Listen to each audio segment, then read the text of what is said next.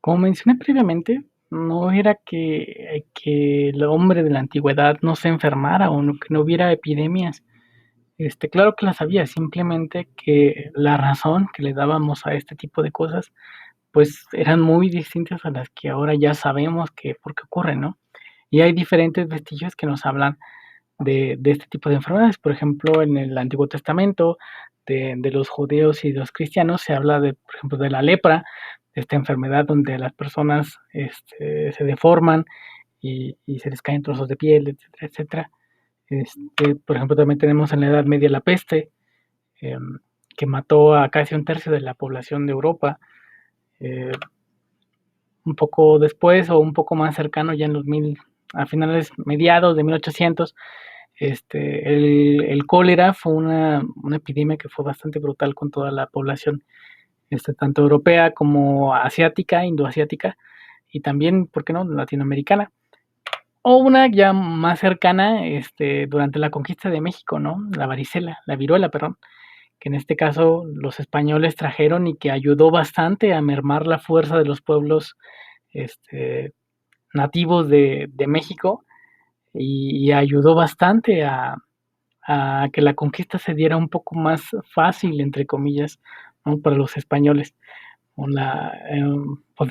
Podemos hablar que fue quizás una guerra biológica la que le tocó enfrentar a los antiguos aztecas. Entonces, como les decía, no era que no hubiera este tipo de eventos en la antigüedad, sino que simplemente no teníamos la menor idea de por qué ocurrían o cómo ocurrían. Y en realidad no íbamos a tenerla hasta bastante tiempo hace poco, por así decirlo. Sin embargo, pues a pesar de ello, le dábamos ideas o teníamos una consecuencia de por qué pasaban ese tipo de cosas, ¿no? Eh, durante todos estos momentos de las enfermedades que salían aún así, se intentaba curarlas, ¿no? Tenemos desde los chamanes y curanderos egipcios o de las tribus mesoamericanas, así como los doctores de la Edad Media, eh, que curaban a través de sanguijuelas, etcétera, etcétera. Pero realmente, ¿cómo culparlos, no? ¿Cómo poder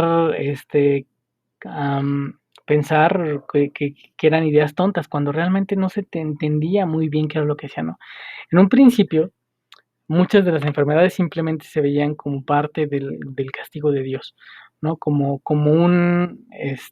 una forma en que Dios ajusticiaba a los pecadores y generaba una enfermedad, generaba una epidemia, generaba un mal en una persona, ¿no? Ya después viene otra teoría que durante mucho tiempo seguía muy permanente, casi duró hasta cerca del 1800, poco más, poco menos, donde hablábamos de los diferentes humores de los seres humanos, de los fluidos que tiene el ser humano, que en este caso lo dividirían en cuatro, este, y dependiendo de que si uno tenía mucha sangre o mucha bilis, muchas flemas, era el tipo de enfermedades que tenía el ser humano, ¿no? O la persona en específico, ¿no? Y ya después uno que también fue uno de los más socorridos y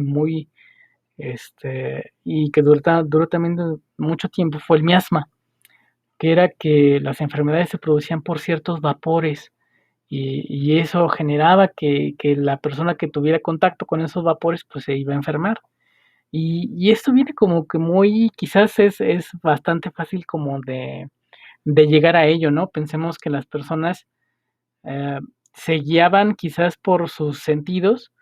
En este caso, por ejemplo, si una comida ya no olía bien, y le causaba una enfermedad a la persona que se lo comiera, pues pareciera, ¿no? Que lo que estaba enfermando a la persona ese olor fétido, ¿no?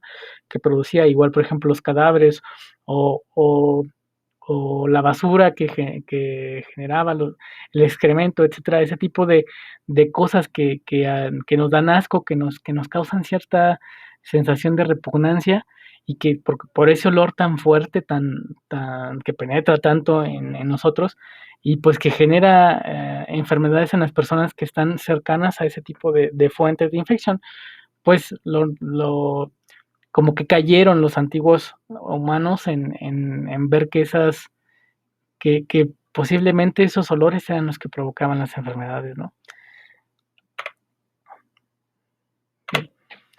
Entonces, más o menos pasó bastante tiempo y todavía esas teorías como el miasma o los humores eran parte de la medicina de esos tiempos. Eh, pero más o menos en 1674 surge algo bastante interesante, que es que Anton van Leeuwenhoek, en el 73, genera su microscopio. Y no era que antes no hubiera ya lentes para poder apreciarlo, sin embargo, la calidad con la que los hace Van Leeuwenhoek, que ni siquiera era un biólogo, era un comerciante, y él hacía lupas para verificar la calidad de las telas que comerciaba. Eh, Gracias a la potencia que tenían sus lupas y al acomodo que él les daba, en este caso es una pequeña figura del microscopio que él utilizaba, um, pudo apreciar que dentro del agua o dentro del agua estancada había pequeños animalitos o pequeñas formas que se movían y él precisamente así las llamó, animalitos o pequeños animales. Fue de los primeros hombres en poder ver el esperma, o poder ver células muy pequeñas, hongos, protozoarios, etcétera, etcétera. Pero estas teorías y esta fuerza y bueno, esta fuerza óptica que se le generó, pues no tuvo mucho impacto realmente. Me refiero a que simplemente el microscopio de Van Leeuwenhoek hizo varios, se quedó como una curiosidad que iba en ferias en los pueblos para que la gente viera los pequeños animalitos que vivían en el agua y que no se podían ver a simple vista. Pero nadie relacionó las enfermedades o nadie relacionó algunas cuestiones que pasaban en la naturaleza con estos pequeños animalitos que se podían ver gracias al microscopio de Van Leeuwenhoek. Um, otro, otro, otro biólogo importante es Robert Hooke, que en este caso él también generó un microscopio. Algunos dicen que fue a partir de un telescopio de Galileo, que él pudo hacer su primer microscopio y él a partir de ver pequeñas muestras de corcho, del árbol de corcho, eh, genera la teoría celular, ¿no? De que todos los organismos están hechos por células, de esas pequeñas celdas que se notan ahí en la imagen, ¿no? Y estas ideas que en un principio, como les decía, no tenían no tuvieron una repercusión quizás en el momento, fueron retomados varios años después por otros científicos que tenían un poquito más de visión al respecto de muchas cosas. Y, y vaya, a partir de ahí empezó una explosión del entendimiento de la microbiología. Estamos hablando que estos microscopios y estas ideas de la teoría celular, de los microorganismos, están más o menos en el 1660, pero no es hasta el 1800 donde realmente se genera el boom de la microbiología. Pero antes hay hay otra etapa muy interesante o un evento bastante importante en cuestión de la microbiología y de la inmunología, que fue Edward Jenner, que era un doctor del campo, el cual se dio cuenta de que las lecheras, aquellas mujeres que ordeñaban a las vacas, tenían una viruela menos severa que las otras personas. Y curiosamente, las ubres de las vacas a veces tenían unas especies de llagas muy parecidas a las que generaba la viruela y que las lecheras se contagiaban. Entonces, am, a él se le ocurrió que posiblemente algo estaba pasando, que estas lecheras tenían, como por así decirlo, estaban inmunes ante el virus de la viruela. En este caso todavía no se conocía el concepto de virus, pero me refiero a la enfermedad de la viruela, ¿no? Entonces, él lo que hace es tomar pequeñas pus, o bueno, toma muestras de pus de las llagas de una vaca y se las inyecta a un niño y después al mismo niño le inyecta pus de una persona con viruela. y a pesar de que el niño sí tiene algunas fiebres y un poco de malestar, no, no sufre los síntomas después de la viruela. Entonces, este experimento un poco arriesgado y que les voy a dejar ahí unos videitos para que lo entiendan un poquito mejor, ah, va a generar que tomemos a Jenner como el padre de la vacunación, ¿no? Precisamente vacuna viene de vaca, por esta cuestión de que a partir de la vaca se sacó la primera muestra con la cual se inoculaba a los seres humanos para que no tuvieran o no se contagiaran tan fuerte de, de viruela, ¿no? Y por cierto, la viruela es la única enfermedad que el ser humano ha podido erradicar completamente. Pero ahora sí regresemos a otro evento bastante interesante. Ya en el 1800, Jon Snow, no tiene nada que ver con Juego de Tronos, es, estaba estudiando una epidemia de cólera que se estuvo dando eh, en Inglaterra, y lo que se dio cuenta fue de que los brotes más fuertes de cólera se daban en los lugares donde había, por así decirlo, donde desembocaba el alcantarillado de Londres. Esta idea de poder como seguir dónde se daban los brotes de una enfermedad, pues generó básicamente él va a ser casi el padre de lo que podríamos llamar como la epidemiología, ¿no? De ver dónde está surgiendo una enfermedad, cuáles son los factores que tienen que ver con la enfermedad, precisamente porque él concluye que es a través del agua que la gente se está enfermando de cólera.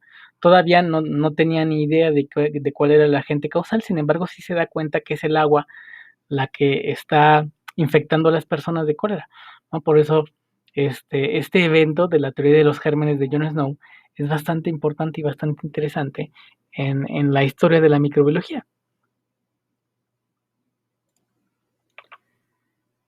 Y bien, creo que ahora sí vamos a llegar a los dos nombres grandes de la microbiología. Sin embargo, hay un punto que tenemos que también platicar un poquito. Y es que ya en estas épocas, en el 1800, ya había un poquito más de idea en cuanto a la medicina. Ya se empezaban a hacer las primeras cirugías, ya se empezaba el tratamiento médico como tal un poquito más en forma, la medicina empezaba a hacerse una ciencia. Pero sin embargo hay dos nombres bastante interesantes que quiero tomar antes de los dos grandes de la microbiología. Y uno es Ignaz, perdón, ¿está? Ignaz Semmelweis, que fue un médico austriaco, si no mal recuerdo, que se dio cuenta de que los doctores tenían un nivel de letalidad mayor que las parteras cuando iban a atender un alumbramiento. Y él se dio cuenta de que la única diferencia entre tanto la metodología como lo que se hacía era que los alumnos de médico hacían sus prácticas de anatomía con cadáveres y después iban a atender partos. Y esto generaba que algunas de las mujeres que atendían sufrían fiebres muy graves, muy intensas, que terminaban muriendo. Entonces, él promueve el lavado de manos eh, con una solución con cloro. Sus ideas que en nuestros tiempos parecen totalmente obvias, en el tiempo de él, pues lo llevaron a simplemente a ser desprestigiado y a terminar muy mal. Simplemente fue desacreditado como médico y válgame, ¿no? Algo que en este punto nos parece totalmente lógico, en su tiempo fue pues básicamente un escándalo, ¿no? Decir que los doctores estaban matando a sus pacientes por no lavarse las manos. Otro nombre interesante es Joseph Lister, que él se dio cuenta de las infecciones que provocaba el material quirúrgico y precisamente fomenta tanto la esterilidad del material quirúrgico como la esterilidad del lugar donde se va a hacer una cirugía, ¿no? Porque a veces las cirugías no se hacían precisamente por el gran riesgo de infecciones que terminaban matando al paciente más que el padecimiento por lo que se iba a hacer la cirugía, ¿no? Entonces, esos dos nombres, tanto Semmelweis como Lister, ah, gracias a los trabajos de los próximos 2 que vamos a ver, pues van a ser nombres importantes en la microbiología.